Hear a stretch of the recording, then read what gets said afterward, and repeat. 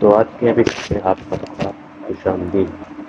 تو آج کے ایپیسوڈ میں عثمان صاحب کو کسی چیز کے نشانات ملتے ہیں۔ عثمان صاحب ان نشانات کا پیچھا کرتے ہیں۔ صوفیہ اور معائنہ زندہ ہیں۔ عثمان یہ حملہ چلی جاتے ہیں۔ بالا خاتون کہتی ہیں عثمان صاحب کہ ہمیں حلیمہ کو ڈھونڈنے کے لیے 3 حصوں میں تقسیم ہونا ہوگا۔ بالا اور صوفیہ جنوب کی طرف جاتے ہیں، وہاں شمال کی طرف چلے جاتے ہیں اور عثمان اور ان کے سپاہی سامنے کی طرف چلے جاتے ہیں۔ عثمان کہتے ہیں کہ انشاءاللہ ہم دونوں کو ڈھونڈ لیں گے۔ تمام لوگ نکل پڑتے ہیں۔ منگول علاؤ الدین اور ان کی رکا کو پکڑ لیتے ہیں۔ منگول کہتا ہے کہ یہ شہزادے کی بیوی ہے۔ منگول سردار کہتا ہے کہ ہمارے لیے عثمان اور ان کا بیٹا کافی ہے، ان کی بیوی کا سر قلم کر لو۔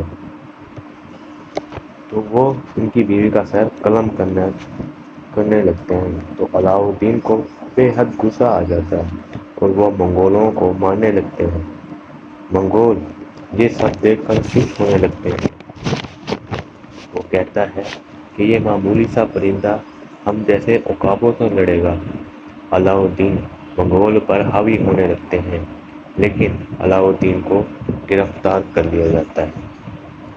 عثمان حلیمہ کو دیکھ لیتے ہیں اور ان کے پاس آنے لگتے ہیں، لیکن حلیمہ عثمان صاحب کو دیکھ کر وہاں سے بھاگنے لگتی ہے۔ پتہ نہیں عثمان صاحب کہتے ہیں کہ یہ مجھ سے بھاگ کیوں رہی ہے۔ حلیمہ پیچھے مڑ کر دیکھتی بھی نہیں اور وہ صرف بھاگتے بھاگتے بھاگتے بہت زیادہ آگے چلی جاتی ہے۔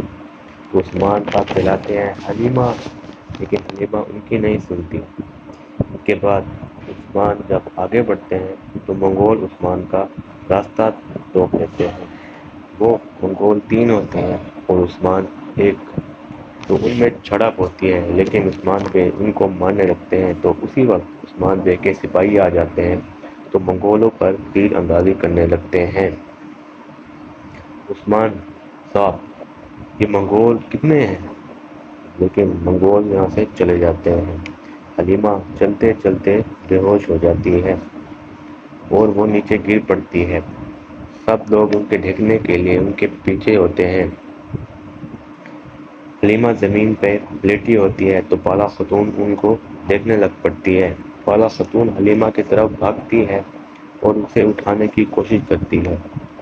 سب کہتے ہیں کہ حلیمہ چل بسی ہے، لیکن ان کے منہ پہ پانی مارا جاتا ہے تو حلیمہ ہوش میں آ جاتی ہے۔ سب حلیمہ کو دیکھ کر خوش ہونے لگتے ہیں۔ اسی وقت عثمان صاحب بھی وہیں پہنچ جاتے ہیں۔ حلیمہ کی بے ہوشی کا سن کر وہ بھی گھبرا جاتے ہیں اور وہ حلیمہ کے پاس آتے ہیں، اور حلیمہ کو جب ہوش آتا ہے تو عثمان بے بہت زیادہ خوش ہوتے ہیں۔ تو عثمان حلیمہ کو لے کر اپنے قبیلے واپس آ جاتے ہیں، تو قبیلے والے ان کا بے حد استقبال کرتے ہیں۔ تو آج کے ایپیسوڈ کے لیے صرف اتنا ہی۔ اللہ حافظ۔